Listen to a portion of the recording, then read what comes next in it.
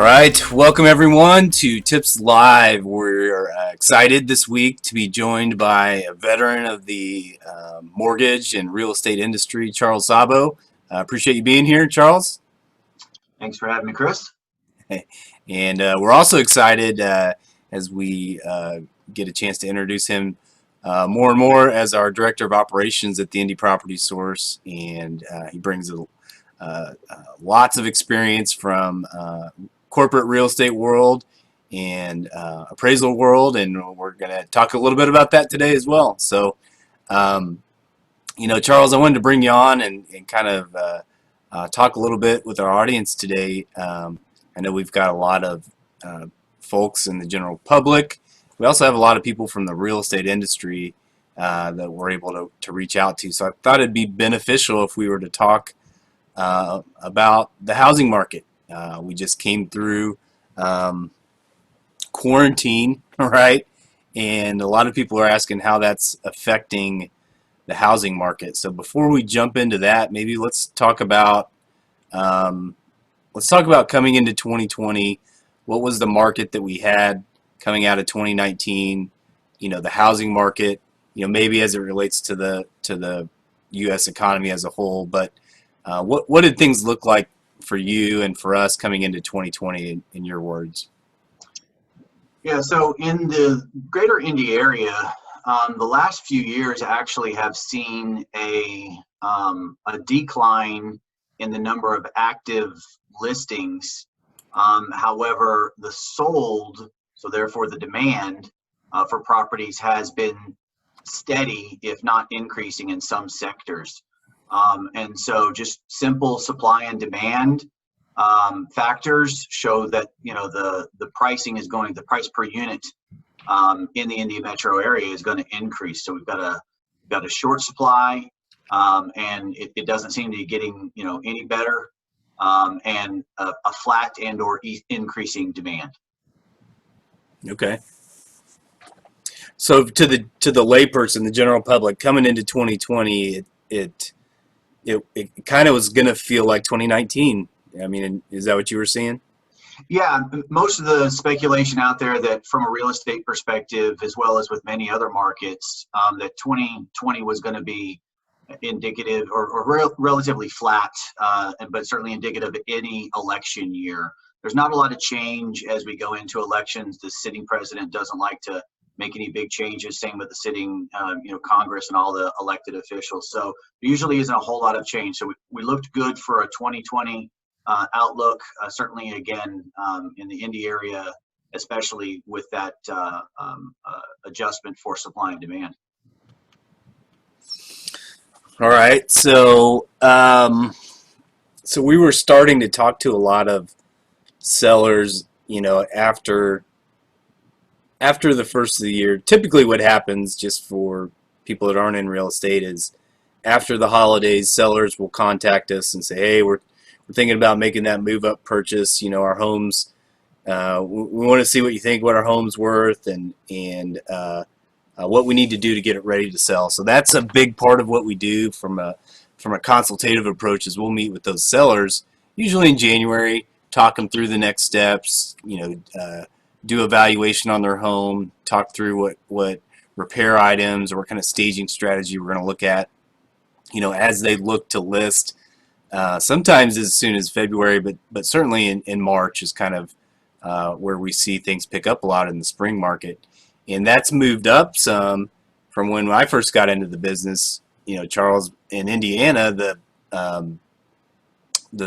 balanced school schedule has really pushed up the home buying season.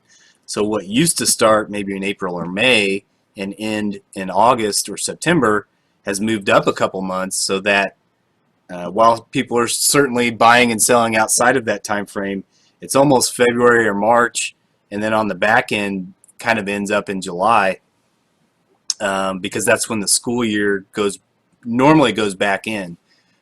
So prior to COVID, we had that going on, and there was people getting ready, knowing that it was a market with lower supply than the demand needed. This generation of home buyers, first-time home buyers, was what grew up during the Great Recession, and a lot of them had employment affected by it. And even though we've experienced a robust recovery from that, that's probably pushed some of those millennial homebuyers a little bit further, a little bit later stage in life than maybe might have been normal in past generations. Because of that. So there was a broad portion of millennials that were entering in the first-time homebuyer market. Interest rates are low. They were low at that time as well. So it was going to be a market, like you said, much like 2019. And so we were preparing for that, right? And then the quarantine happened, right? So what did we see? What did we see there? What was the a lot of it came at us quick, right? So what was the immediate short-term reaction and the short-term impact, and then we'll talk a little bit about where we see it going. Yeah, so we were on a normal cycle in comparing the last 5 to 10 years of starting to ramp up from the beginning of the year. The lull that happens, in December and January, and then starts to ramp up, like you said, towards the purchase season.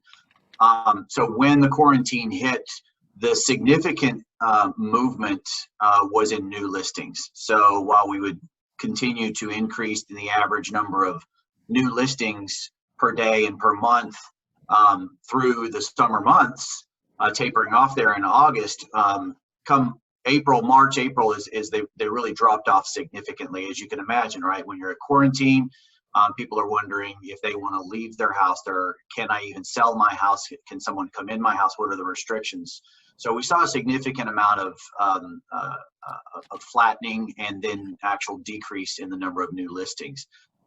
There was a little bit of a decrease in the number of properties sold, and actually that ended up pending as well, but not nearly as much as the new listings, which you can imagine those were probably already in the pipeline. So all the banks and title companies and agents did everything they could to get those closed out.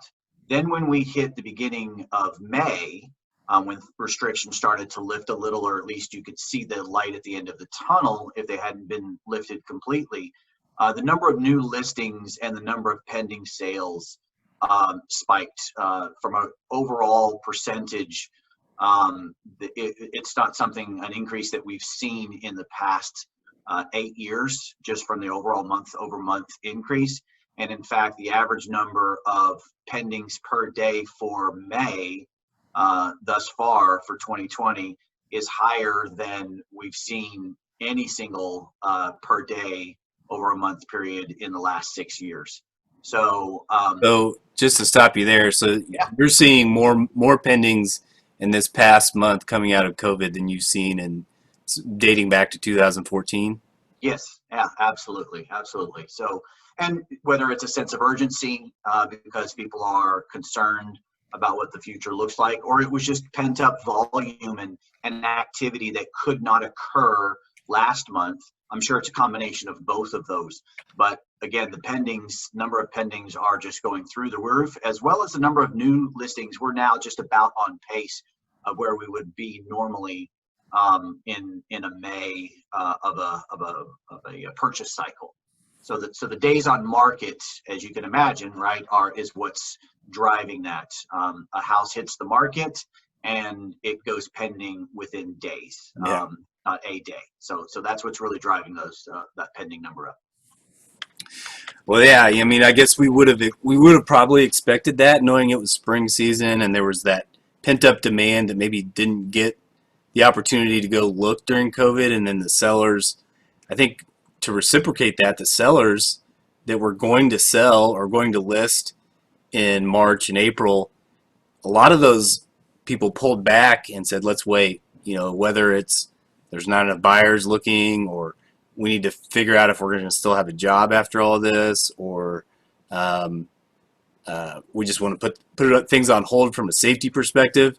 Whatever it was, a lot of those sellers pulled back and are now just starting to list. So we've almost had a month or two of lost of our lost timeline, and I think it's playing out in the short term like maybe we would have expected, But even that, I think it's exceeded my expectations. I don't, you know, certainly makes sense from a number standpoint, but just the rapid, uh, 180-degree turn it almost felt like uh, from buyers wanting to go out and seeing homes and sellers contacting us to now it's like, okay, let's get back to it.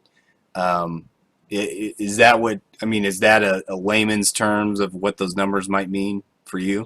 Yeah, absolutely. So not only is there the delay because we were uncertain what was going on, but it would have been a normal increase anyway. Like as an example, if this had happened in a November or December timeframe, there probably wouldn't have been a lot of fluctuation in it because we would have been in a down cycle from an annual perspective.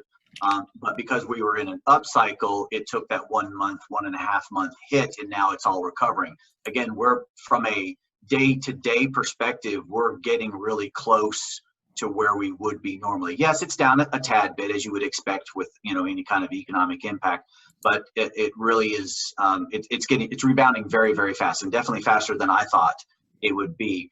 The other interesting side about this is that sellers are probably you're thinking, well, okay, if they had to wait a month to either list their home, or maybe they listed it and took it off the market, because we saw an enormous number of expired listings last month. You would think, all right, well, these sellers are going to take the first offer that comes. But what we're seeing is actually, because of the low supply, even with a huge influx, there's still a low supply, and houses are getting multiple offers, and the actual sales price, pending price, is 100% plus on the vast majority of listings that we're seeing out there. Yeah. So, I mean, the impact on pricing, I think that was a question mark for some, of the general public, is how is this going to affect pricing? And it hasn't necessarily been what I think the general public expected in the short term.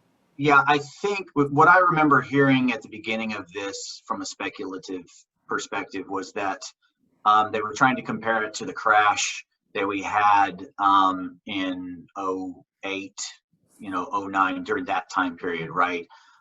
Two very, very different scenarios.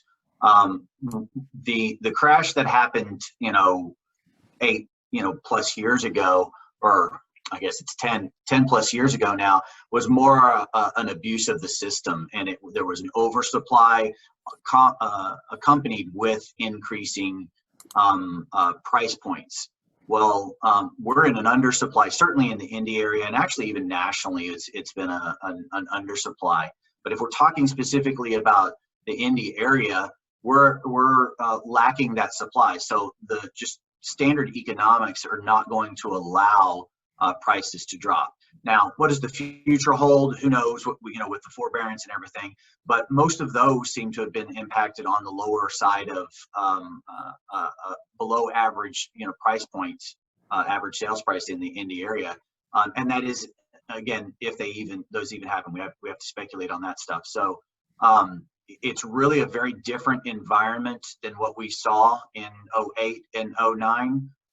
Because this is an unexpected. It's also a short term. The recovery is expected to be much quicker than what we had from a mortgage perspective, much quicker than what we had back then. Yeah, those are all really great points, and I think it's important for people to realize what you said, that housing did not create this recession like it did in 2007, 2008. That it was primarily driven by the financial markets, by the mortgage industry, by what was going on in the housing market, and so that was a bubble that had to correct. Now we weren't experiencing that, although real estate is still cyclical. Prices over time go up, but there are adjustments that get made. So we could have been scheduled to be in line for maybe a correction, but this event was not driven by the housing market. So the housing market has, in the short term, recovered quite quickly back to where it was before, because those underlying problems didn't necessarily exist. Yeah, and look, by no means am I a financial analyst or advisor or anything like that. But the thing that's important to remember when you hear terms like recession and depression, even which has been associated with what we're going on right now, those are based off of large scale GDP numbers. And those have been affected significantly because of the employment rate. Well, when the jobs come back because we're loosening the restrictions of being out in public, those jobs that were affected primarily will come back as well, and therefore the GDP will come back. So, recessions typically you think of as lasting 6 months, a year, 2, 3 years, and depression similarly. We could easily see this being something that is a 3-month blip and getting back to maybe not normal where it was pre-COVID, but certainly on pace to where it was. So I've mentioned a lot of things in the short term because, as we've talked, a lot of, we talked about where we came from, where we're at, kind of the short term. I think anybody that is trying to predict anything into the long term at this point should be very cautious, right? So we in terms of what we do at the Indy Property Source and how we're looking at things within the real estate industry is on really 30-day cycles, 30-day thinking, because we only know what we know, right? We came through a very turbulent time. Any kind of recovery is very fragile. We're in an election year, a major war, another pandemic, another wave of the same pandemic, a blip in the stock market. Really, anything could trigger that fragile recovery to be lost.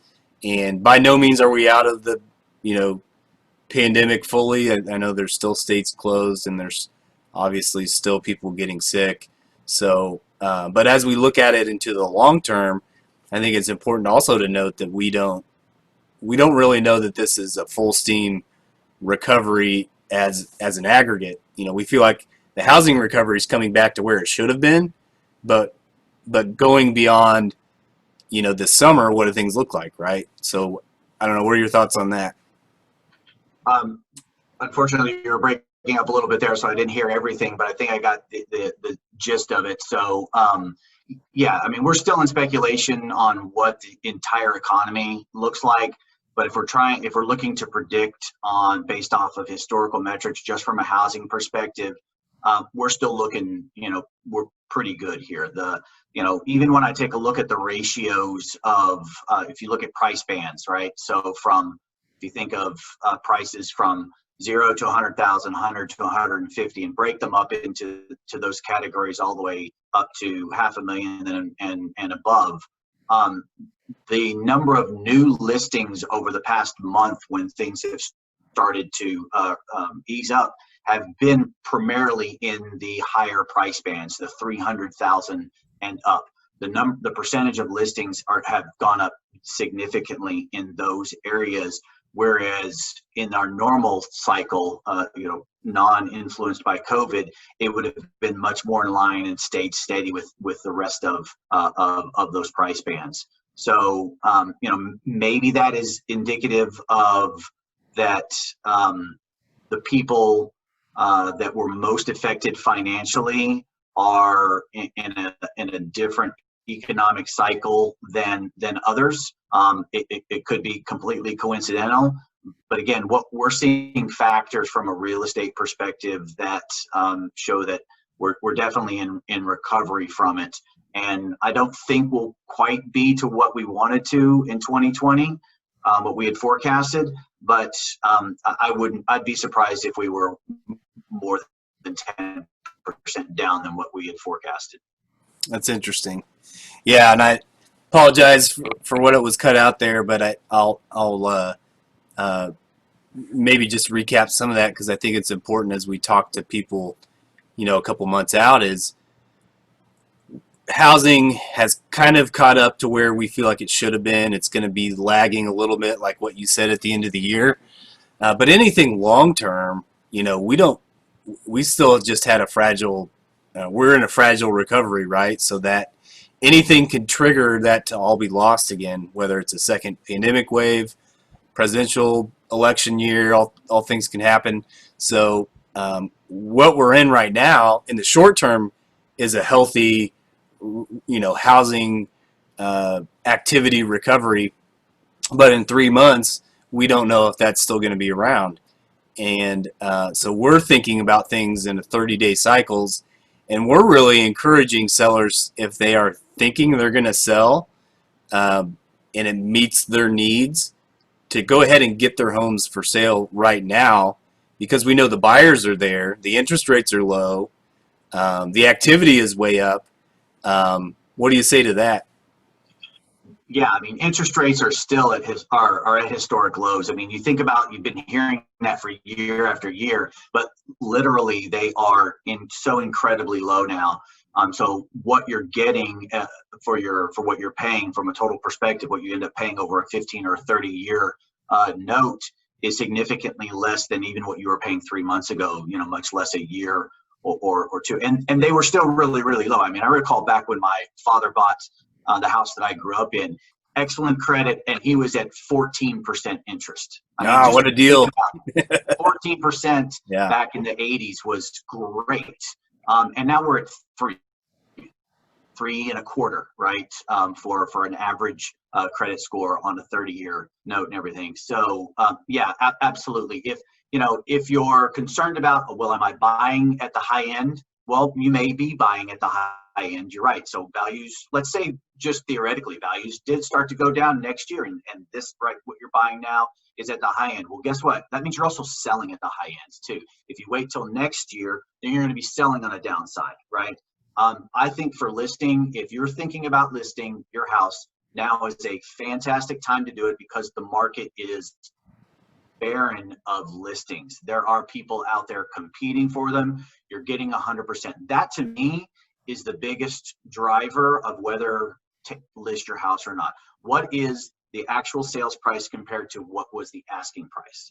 If it's 92, 90%, something along those, maybe you make a decision. But if you're at 100%, 100+%, there is no, I don't care whether you're at the top of the market or at the bottom of the market or anywhere in between, that's absolutely the best time to list your home. Yeah, it's amazing. So we're really looking at things in short-term cycles, and just taking the market of the moment and evaluating it, and really trying to match up if it's a good time for the seller. I mean, based on what you said and what I believe to be true, if you're thinking of selling, and that's not a sales pitch, that right now is the absolute best time of the year to be in there while the buyers are out there. And to be honest, let's say interest rates do go up. If you had waited to sell till a later point in time, and interest rates go back up, then your buying power is diminished. That could be offset by pricing somewhat, but you still have more buying power right now at 3.25% than at 4.875%. So you're I think that's important to look into it, because a lot of people are saying, well, if I have to sell right now, I'm going to pay more for what I'm buying. Well, yes, that's true on the actual price point. If you're getting a mortgage, you're getting more buying power. So certainly some perspective there to look at. So yeah, absolutely. And if you take a look at it from the buyer side, then maybe a prospective buyer out there is going, oh gosh, well then I don't want to do that, because I'm going to overpay for what's there. I'm going to have trouble finding, a property. And that really where having the right agent with the right connections, a large sphere, large connections like KW has and Indy Property Source has, is going to benefit that buyer. Again, not to get too salesy or anything like that, but that's whether you choose us or anyone else, having that proper agent that's going to help you, walk you through it, and put you in the best position to win the bid on that house is so important in an environment like this. Yeah, I mean, you make a really good point that your agent that you're working with is a trained professional that's in this full time, that can act quickly to circumstances, and that is proactively working to prospect and find deals that aren't even on the MLS yet, which we call the BLC in Indianapolis, but homes that aren't listed, connections to builders that may be having a spec coming back on the market. That's where we're finding a lot of our our deal matchmaking right now is going out and sourcing deals that that maybe even aren't even for sale yet, right? And there's a lot of builders that have inventory and have bought land during the recovery that are getting inventory out, but not at a pace to meet the supply, or the demand that's needed. And many times they're in a different price point than those first-time home buyers, because we're not seeing a lot of first-time home buyer new construction neighborhoods coming up. So again, I think that leads to your point of meeting with your agent and going over your needs and what it is, so that you can set up your expectations up front, knowing, hey, in a market like we're in right now, if you're buying a home under $250,000, odds are you're probably going to be in pretty heavy competition, and you're going to face multiple offers. You're going to probably lose out on some homes, and that you need to have things ready, like your pre-approval letter, and some other tips on some things that we have that we use to get our offers accepted. We would go over that with you, and just really having that set up front. I think that's really great advice for people, like you mentioned, that are looking to enter this market as a buyer, not just a seller. 100% agree about the value add that your agent can provide, without question. Yeah. So what else would you leave people with as we kind of conclude our analysis on where we're at right now? Any advice that you would give to other real estate agents or to the general public on what we're facing as a market right now? So to agents, what I would say is communication is more important than ever right now. There are going to be so many varied scenarios with the comfort for people. Some are feeling like all of the restraints have been lifted and they're ready to go full bore and act like, everything is normal the way that it was, a year ago. Some are still feeling very restricted. So make sure you're communicating with your clients and with your peers in the industry on what they're feeling, so that you can match those. A cookie cutter solution is just not going to work in our current environment. Adding value, helping your clients feel secure in what they're doing is absolutely the most important thing. So that's the number one piece of advice that I would give to sellers out there, to buyers out there, and definitely to any sales agents that are out there. That's awesome. Well, great stuff, Charles. I appreciate sharing your wisdom today. Yeah, thanks for having me, Chris. Appreciate it. Charles joins us again. He's had a long-time appraisal background, has worked in the corporate real estate and mortgage sector, and again, we're really excited to the advancement and the leadership he brings to the Indy Property Source, and we're excited for things to come. All right, guys. Well, appreciate you tuning in, and have a great day.